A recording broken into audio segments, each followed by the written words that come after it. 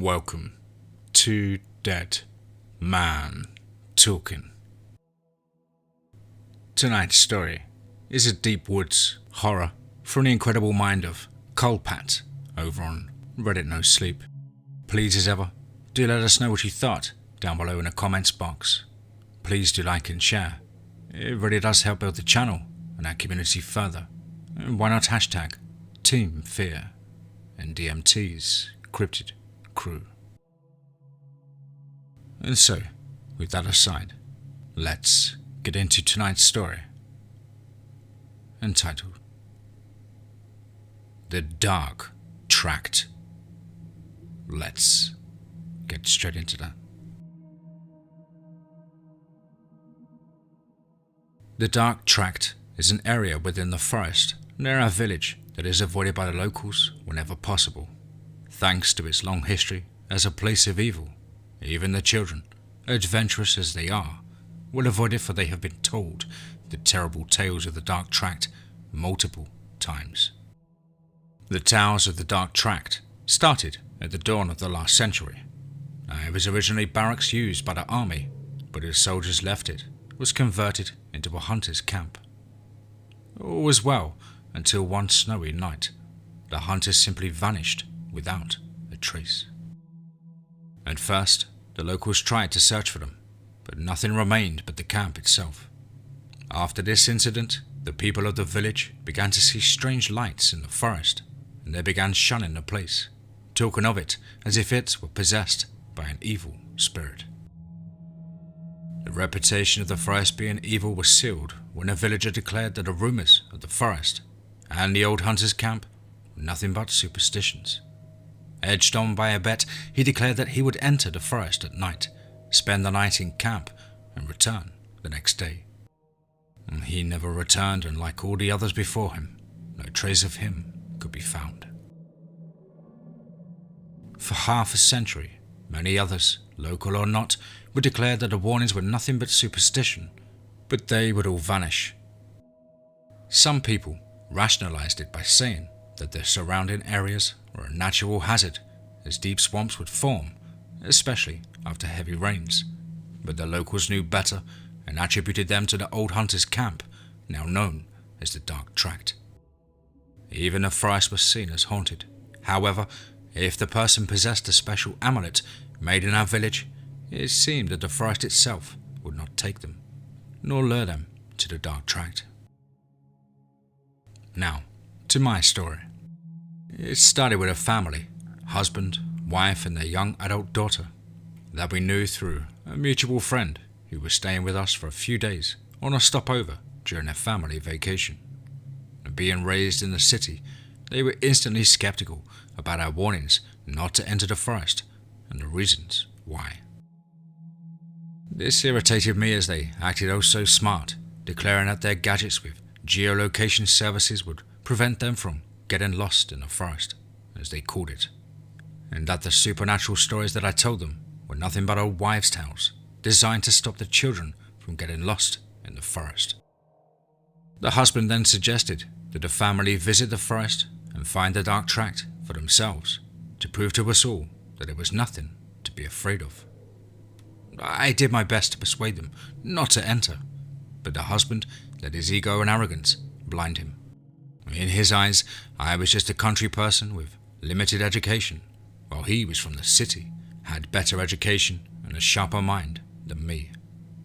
Really, I had no idea why we agreed to let such people stay with us in the first place, or why they even wanted to stay with us.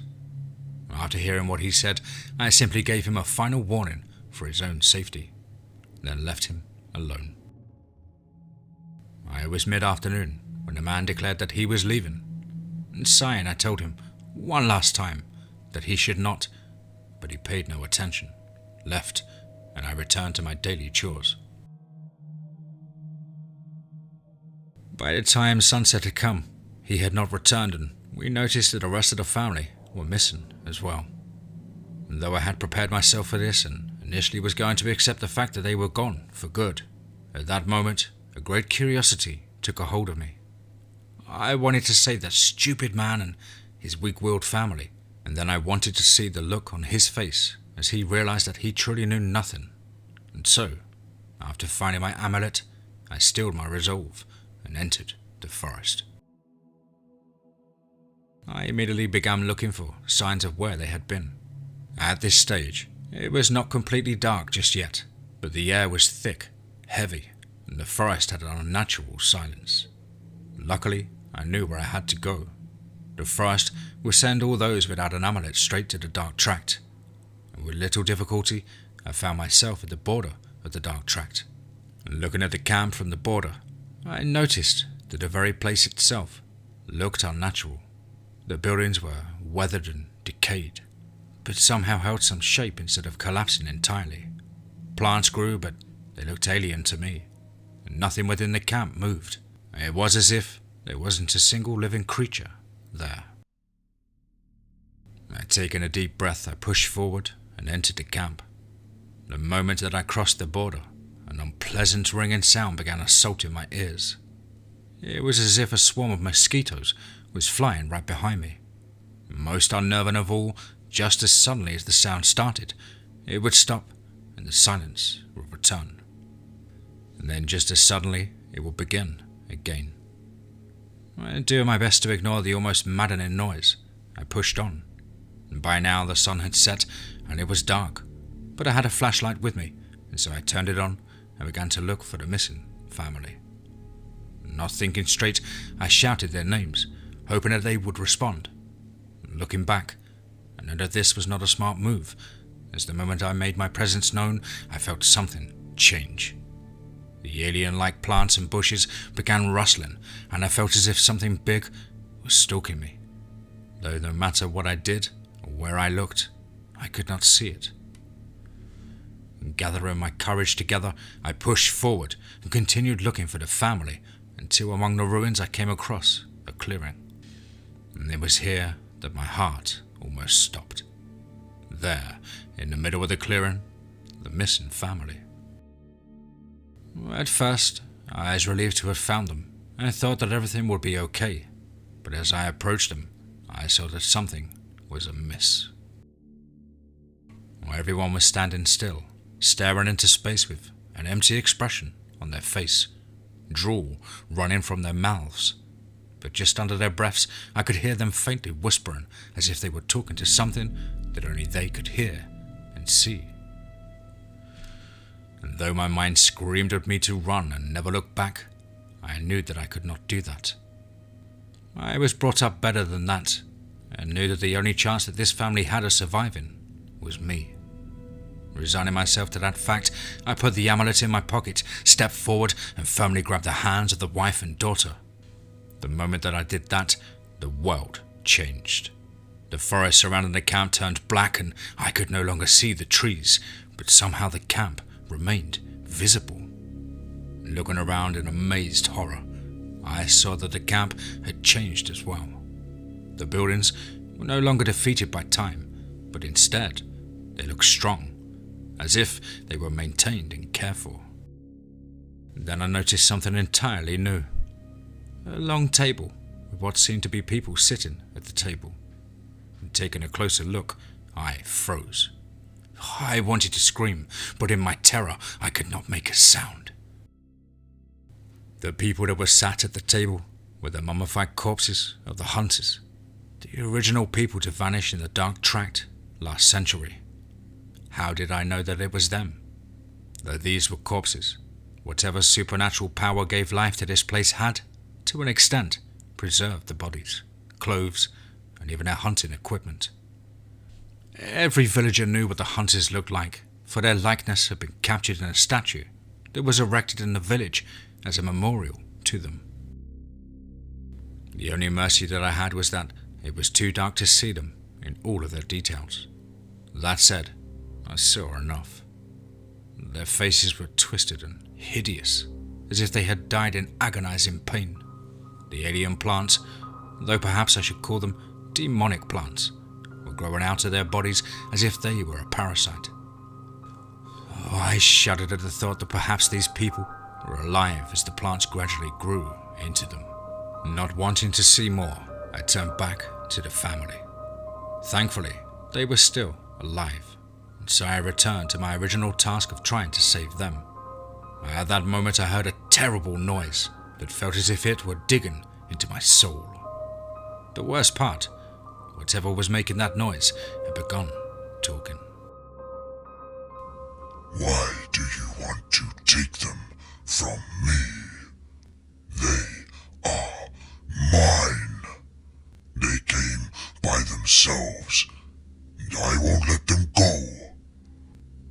And if you get in the way, you can become just like them. Though I could understand it, it felt as if it were thousands of tormented souls, all talking at once, while being ripped apart. Even if I wanted to reply, I was unable to. Fear had taken over most of my body. The only thing that I could do was to look at the family and somehow willed my body to move towards them. Using some rope that I'd taken with me, I tied the family together by the arms, hoping that I would be able to keep them together. I knew that if one were to be separated, that person, well, they would be lost forever. Luckily, the rope held, and in their stupor, the family was easily led. A pull on the rope and they would walk in the direction that I was pulling them to. And though the hunter's camp was surrounded by blackness, I somehow knew that I had to go back to the exact place that I had entered it. There, I would find a way back to my reality. As I led the family there, it felt as if the very air had become angry and was opposing me. Worse yet, above me, I felt something dark gather, as if whatever had spoken to me was trying to manifest itself.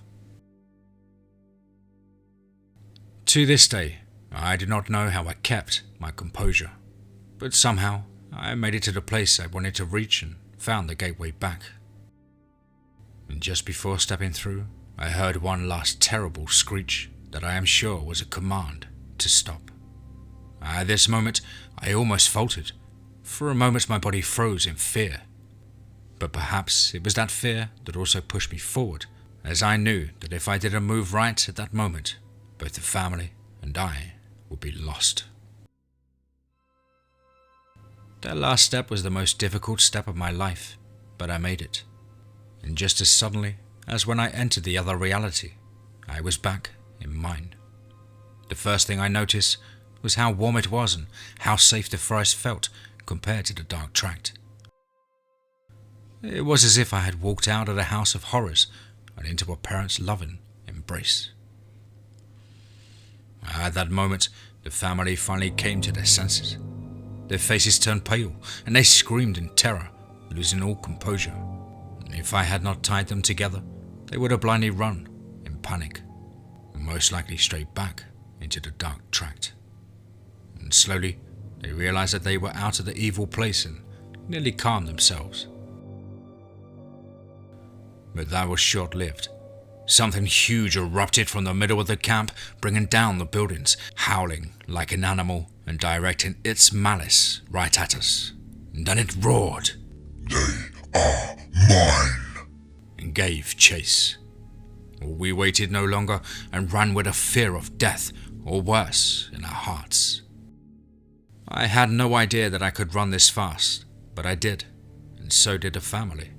Following my lead, we made it back to the village, not once looking back at what was chasing us. By some miracle, the creature met an unseen obstacle that stopped it from entering our village. As it collided with the barrier, it screamed out in what I thought to be pain, and then simply vanished. It was as if its physical body was banished from my reality and sent back to the place from whence it came. Once in the safety of the village, the family said nothing. Not a word of thanks, not a question of what happened. Nothing. Instead, they jumped into their jeep without even collecting their things and left without even a thank you for saving them.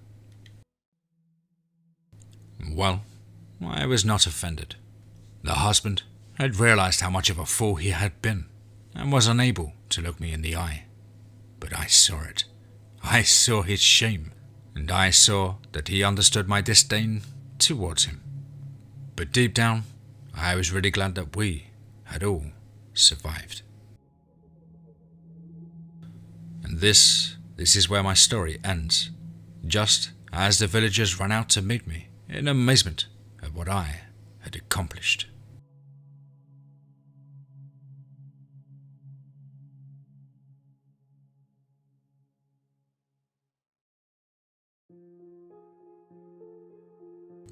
Wow.